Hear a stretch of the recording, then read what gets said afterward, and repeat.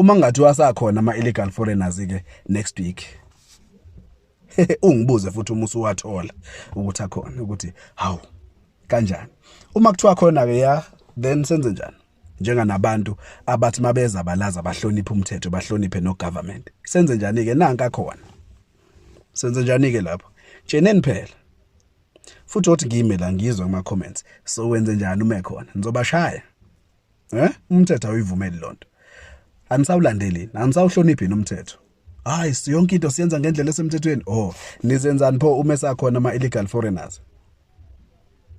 hayi siwashisa hayibo anisawuhloniphi nomthetho kuzophoqa ukuthi ngelinye ilanga uphakele umthakathi noma usisitshesinta noma ungizwe kube ibona abazonipholisa abazonitshena ukuthi hayi lento sesixoxile noPresident Ramaphosa nanga umthetho nansi indlela esizoyilandela ngayo ngendlela ezisemthethweni.